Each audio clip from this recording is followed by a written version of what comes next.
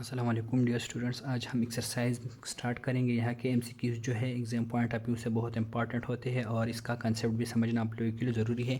Structure of atom का exercise हम करने जा रहे हैं। यूनिट नंबर 2 है, केमिस्ट्री है, ग्रेड 9 का केपी गवर्नमेंट का टेक्स्ट बुक है। तो स्टार्ट करते हैं नंबर फर्स्ट न्यूमेरिकल से, नंबर फर्स्ट एमसीक्यूज से। The maximum number of electrons in third energy level. तीसरे एनर्जी लेवल में मैक्सिमम नंबर ऑफ इलेक्ट्रॉन्स कितने आ सकते हैं? तो इसके लिए हमने एक फार्मूला पढ़ा था, 2n²। 2n² का फार्मूला हम लोगों ने पढ़ा था। टू क्या है? टू तो एक नंबर है। एन हमारे साथ क्या है? एन हमारे साथ नंबर ऑफ शेल है या नंबर ऑफ एनर्जी लेवल है। यहाँ पे हमारे साथ 3 है तो मैं एन की जगह 3 पुट कर लेता हूँ या इसके ऊपर स्क्वायर आ जाएगा। तो मेरे साथ यहाँ से कितना जाता है? 2 × 9, तो यहाँ से मेरे साथ 18 आएगा। तो maximum number of electrons in third energy level हमारे साथ क्या है? 18 है। तो यहाँ पे बी नंबर ऑप्शन मेरे साथ क्या है? ठीक है, नंबर बी ऑप्शन यहाँ पे करेक्ट है। दूसरा एमसीक्यू देखते हैं। Mass of an atom is mostly due to it's.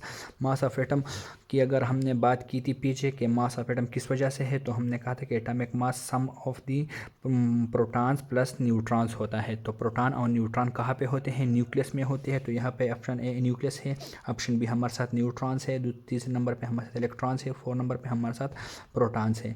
तो प्रोटॉन प्लस न्यूट्रॉन का सम हमारे साथ मास ऑफ एटम होता है मोस्टली। तो ये न्यूक्लियस में होते हैं। तो हम यहाँ पे ए नंबर ऑप्शन बेस्ट है। यहाँ पे मैं ए नंबर ऑप्शन चूज़ कर लेता हूँ कि mass of atom is mostly due to its nucleus. Number third option पे आते हैं, थर्ड नंबर एमसीक्यूज पे आते हैं। If Rutherford has used neutrons instead of alpha particles. Alpha particles क्या है? ये पॉजिटिवली चार्ज पार्टिकल्स है। ये पॉजिटिवली चार्ज पार्टिकल्स है। हमने रदरफोर्ड के एटॉमिक मॉडल में कहा था कि अल्फा पार्टिकल सोर्स उसने यूज़ किया हुआ था।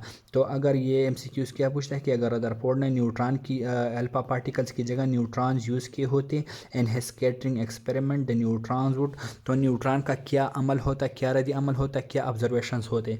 नंबर फर्स्ट हमारे साथ क्या आंसर, क्या ऑप्शन है? Not deflect because they have no charge. ये डिफ्लेक्ट नहीं करते क्योंकि इस पर चार्ज नहीं है इलेक्ट्रॉन। तो वो अल्फा पार्टिकल्स क्यों डिफ्लेक्ट करते? क्योंकि वो पॉजिटिव चार्ज थे और सेंटर में एक पॉजिटिव चार्ज न्यूक्लियाई होता है एटम के, तो वो डिफ्लेक्ट कर गए। तो ये एक ऑप्शन देख लिया हमने। दूसरा देखते हैं, हैव डिफ्लेक्शन मोर ऑफन, इनका डिफ्लेक्शन ज़्यादा होता, तो ये गलत है। Have been attracted by the nucleus easily, nucleus उसको आसानी से अट्रैक्ट करता, तो ये भी गलत है क्योंकि ये निगेटिवली चार्ज, ये बिल्कुल इस पर कोई चार्ज नहीं था। चार्ज बॉडीज़ एक दूसरे को negatively charge, oppositely charge bodies एक दूसरे को अट्रैक्ट करते हैं। तो इस पर अगर कोई चार्ज नहीं था तो ये अट्रैक्शन का पॉसिबिलिटी भी नहीं है। नंबर 4 क्या है? Have given the same result, same result भी हमारे साथ नहीं आता। तो इसमें ऑप्शन नंबर ए हमारे साथ क्या है? ठीक है कि इसका डिफ्लेक्शन जो है इतना ज़्यादा नहीं होता था।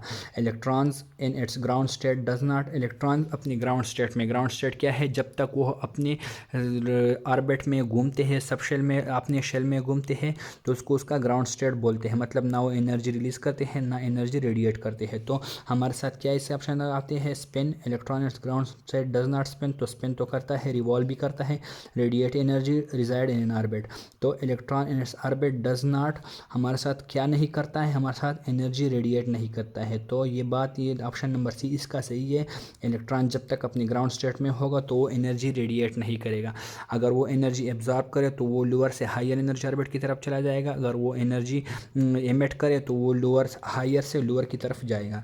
ये बात भी हमने की थी। नंबर 5 एमसीक्यूज पे आते हैं। Which statement is correct about C6X12 और दूसरा हमारे साथ है 6Y14।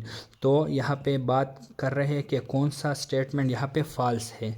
तो नंबर फर्स्ट हमारे साथ क्या है? दे आर आइसोटॉप्स, तो ये आइसोटॉप्स हो सकते हैं हाँ, क्योंकि इनका एटॉमिक मास, अगर एटॉमिक नंबर देखें तो ये 6 नीचे जो लिखा है ये सेम है, तो ये आइसोटॉप्स हो सकते हैं। ये ऑप्शन गलत है, मतलब इनमें हमने फॉल्स स्टेटमेंट चूज़ कर देना है।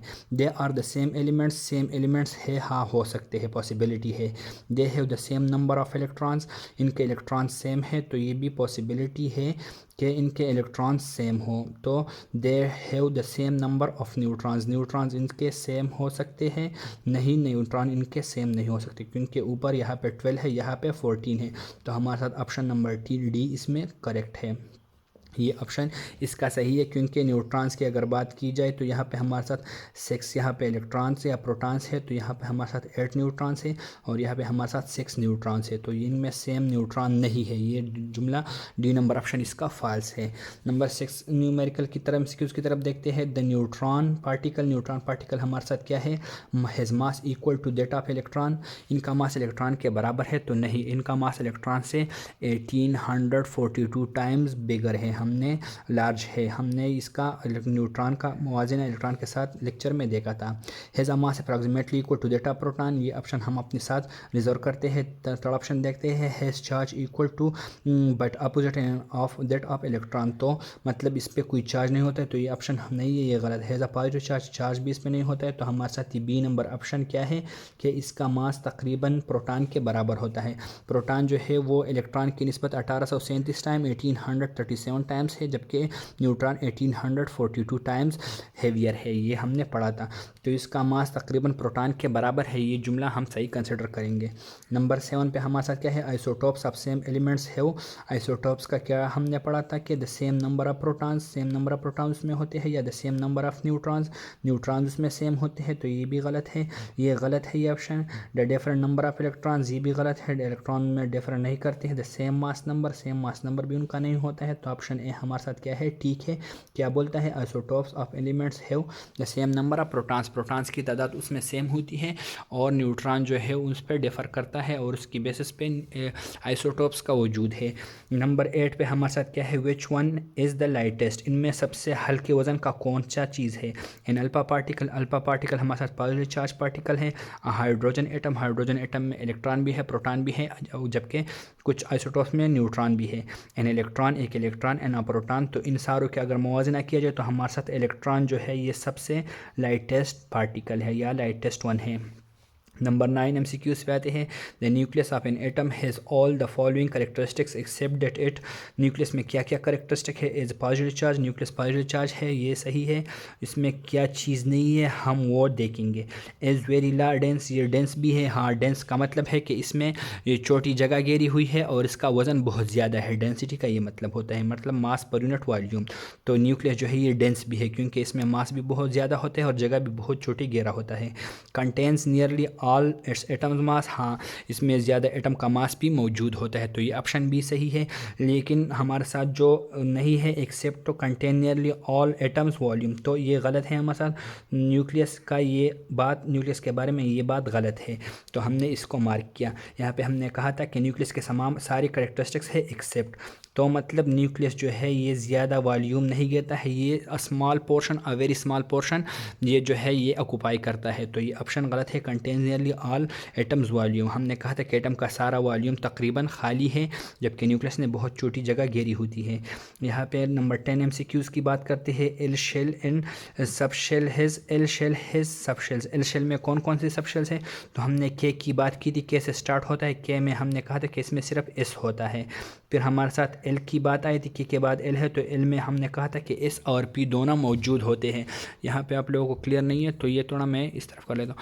फिर हमने एम की बात की थी, के एल उसके बाद एम, तो एम में हमने कहा था कि एस पी और उसके साथ डी भी आ जाता है। फिर हमने एन की भी बात की थी कि इसमें एस होता है, पी होता है, डी होता है, साथ साथ में इसके साथ एफ भी इंक्लूड कर जाता है। तो हमारे साथ ये एल शेल की बात हो रही है, तो एल शेल में हमारे साथ एस और पी मौजूद होते हैं, तो ये हमारे साथ ऑप्शन नंबर बी जो है ये ठीक है। तो ये आज के लेक्चर में हमने MCQs के बारे में डिटेल से पढ़ लिया। होपफुली ये आप लोगों को समझ आ गया होगा।